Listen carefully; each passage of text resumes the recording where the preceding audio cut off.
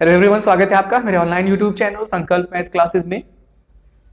रैखिक समीकरण युग्म पर आधारित क्वेश्चंस जो थे उसकी प्रैक्टिस हमने स्टार्ट की थी अपने प्रीवियस लेक्चर से ही।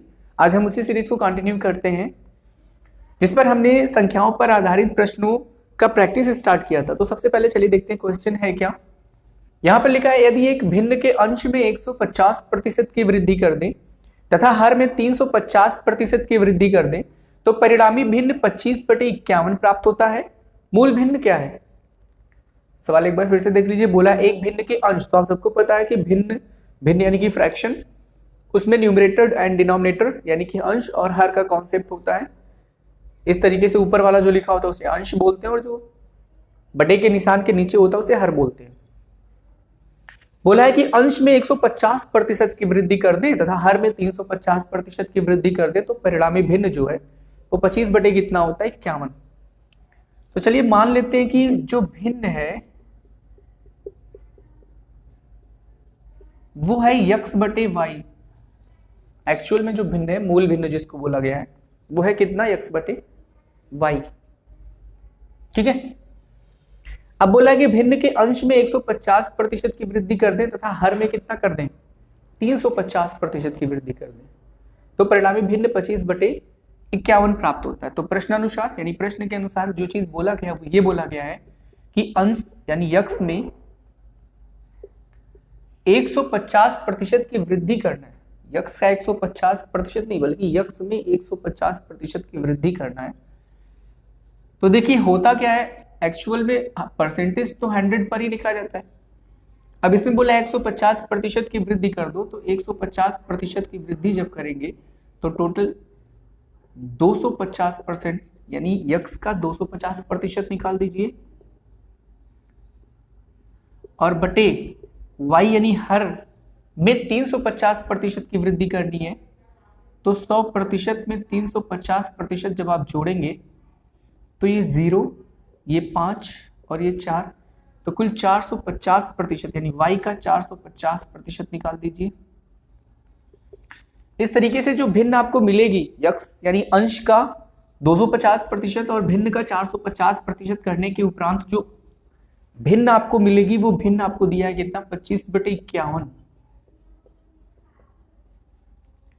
ठीक है।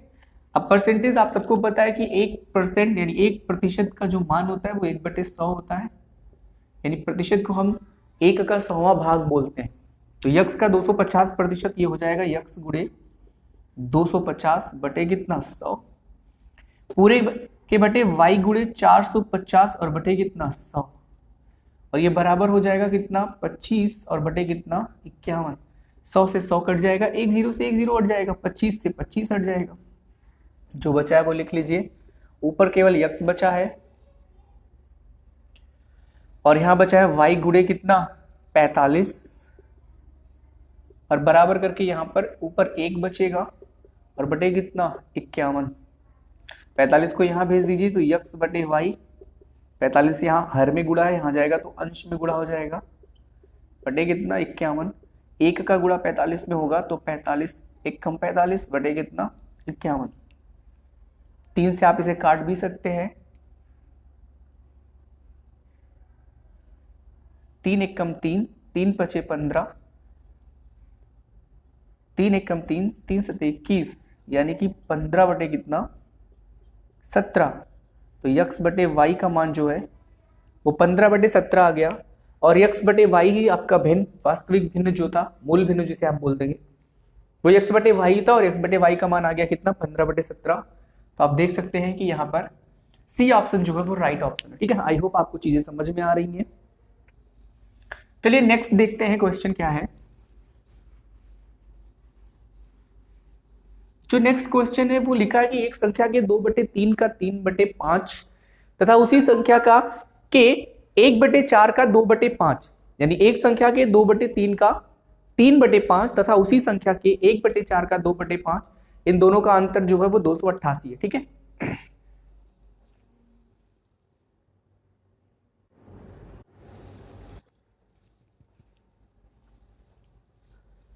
एक संख्या के 2/3 का 3/5 तथा उसी संख्या के 1/4 का 2/5, इन दोनों का अंतर कितना है? 288। वह संख्या हमसे पूछा कि वह संख्या क्या है,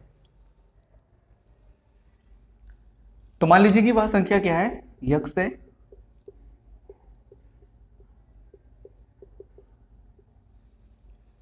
प्रश्नानुसार बोला यह गया है कि संख्या के 2/3 का 3/5, यानी इस संख्या का यक्स का 2/3 का 3/5 अगर आप निकालें, का मतलब गुणा होता है, तो यक्स गुणे 2/3 गुणे 3/5।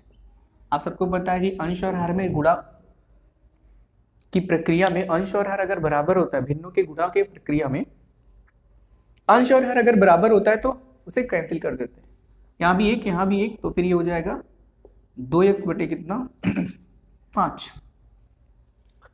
आगे लिखा है कि उसी संख्या यानी x का ही 1/4 का 2/5, तो x का 1/4 का 2/5 अगर आप निकालो तो x गुणे 1/4 गुणे 2/5, 2 1 2 2 दूनी 4, ये हो जाएगा x और बटे 5 और 2 का गुणा कितना 10। अब इनका अंतर आपसे बोल रहा है, तो अगर आप यहां देखें तो 2x/5 है और यहाँ x/10 है। अगर आप यहाँ 2 का गुणा करें तो ये हो जाएगा 4x, 2 और 2 का गुणा 4, 5 और 2 10, यानी कि ये 4x/10 है और ये x/10, x/10 का 4 गुना और x/10 का 1 गुना, तो कौन सा बड़ा होगा? ये वाला बड़ा होगा। तो अंतर आप सबको पता है। यहां हमने 10 इसलिए रखा क्योंकि नीचे यहां हर बराबर करने की प्रक्रिया है। अगर आप इस तरीके से सॉल्व कर सकते हैं, मतलब डायरेक्ट ये चीज क्लियर कर सकते हैं कि इसमें कौन बड़ा है, तो आप बड़े में से छोटा माइनस करके डायरेक्ट कर लीजिए।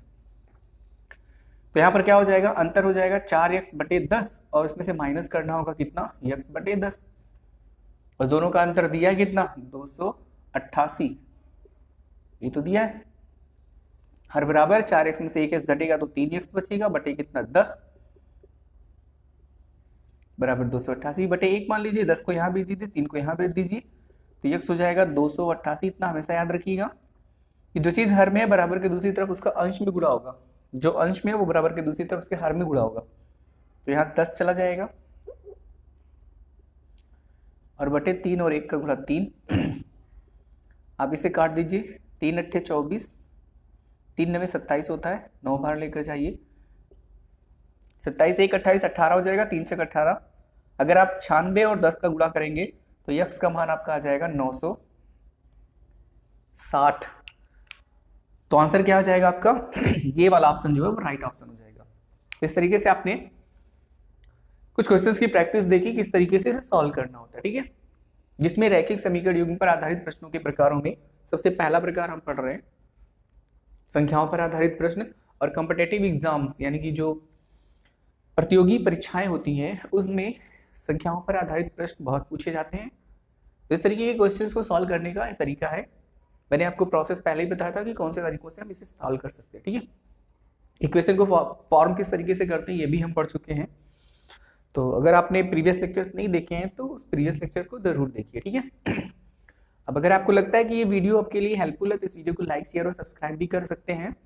इसके अलावा अगर आपकी कोई क्वेरी है तो उस क्वेरी को कमेंट बॉक्स में, या कोई सजेशन भी है तो सजेशन को कमेंट बॉक्स में जरूर लिखिए, ठीक है। मिलते हैं अपने नेक्स्ट वीडियो में कुछ और क्वेश्चंस के साथ समीकरण पर आधारित। तब तक के लिए धन्यवाद।